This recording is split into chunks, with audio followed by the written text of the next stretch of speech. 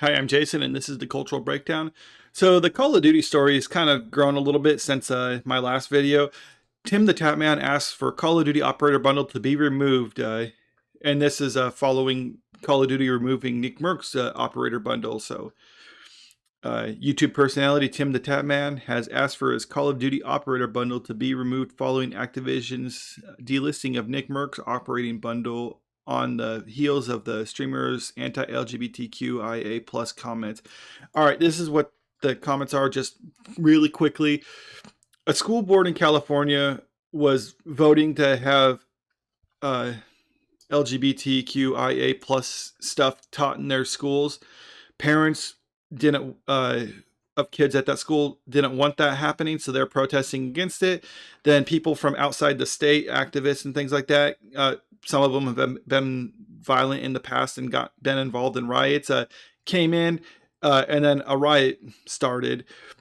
And then Nickmercs said, he tweeted in response to a video of that, leave kids alone. Later, he clarified that he doesn't think that means he's against LGBTQIA+. He just thinks that's something parents should teach their kids and not schools. Well, Call of Duty said that's anti-LGBTQIA+, so they removed his operator skin from the game.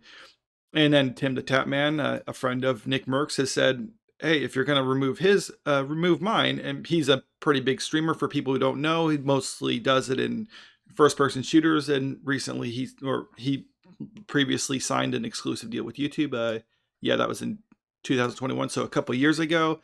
So having him say, I want you to remove my skin from the game if you're going to remove my friends, that's pretty commendable. Here's actually the tweet that he said.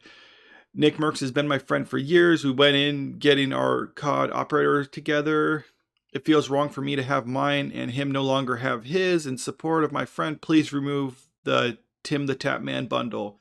So I think that's commendable. Someone willing to stick up for his friend and basically say, like, if you're not being in it, I'm not going to be in it too, or I don't want to be involved with this. It's unclear whether Call of Duty will actually remove his as well, but he could just say leave kids alone, and maybe Call of Duty is like, oh, that's just too much. Or he just, if he just says something like pedophiles are bad, maybe they'll remove that. I don't know. Have to try something different than what Nickmercs said, but you're seeing a lot of positive comments on this. This is a very honorable move, Tim. Now this is it.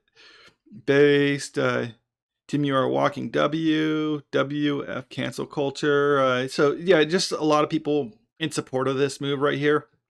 And if you jump down here, Nickmercs himself, his response. Actually, I just love that picture right there for this. But it is seeming like people are in support of Nickmercs on this one, or are against Call of Duty, at least very publicly. And I mean, I know this is just Twitter, so it's not everything, but there is something to that when it becomes. That's the thing about boycotts; they don't always work because they don't necessarily. It's not organic. Or let me clarify. It's organic in that there's some people who call for it, but it's not necessarily universally accepted, or not the majority of people accept it. And even the ones who do accept it aren't necessarily consumers of the said product. With this one, it's still too early to see how effective it's going to be. But right now you see a lot of people who are gamers saying that they are done with Call of Duty until something happens with this. Now, how much is that going to be reflected in this? It's hard to say. And whether Call of Duty is actually going to do anything about it is another story. They might see this as like, well, we already upset the one group who's going to boycott us. But if we turn our backs on this now and basically say like, oh, sorry, Nickmercs, we misunderstood. We didn't, we were just too quick to act. And so we'll reinstall your skins on this. If they do that, they might be afraid, like, well, the other side of this now will get mad, and we actually fear them more, whereas one side will just boycott us and not buy our product. The other side might actually cause us physical harm or cause damage. I mean, we saw that with those type of activists in 2020 burning down cities all over the country. So not completely, but, billions of dollars in damages, dozens of deaths. So there might be like, we're more afraid of them hurting us versus the other side just not giving us money. So that's what we're going to go with now.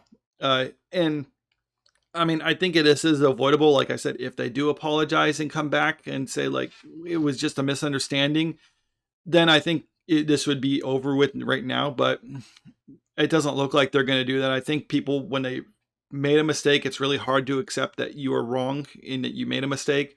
So it's easier just to kind of double down or try to ignore it, which that seems to be Call of Duty's strategy right now, is just ignore it and hope it blows over. But the internet doesn't forget. And as long as people keep bringing this up, like every time new Call of Duty comes out or something, they make some type of announcement, just be like, hey, what about Nickmercs? Have you brought his skin back or whatever? Just keep this fresh and this boycott will go on. At least that's what I think. Let me know what you think in the comments. Make sure to like and share the video and subscribe if you want to see more. Thank you.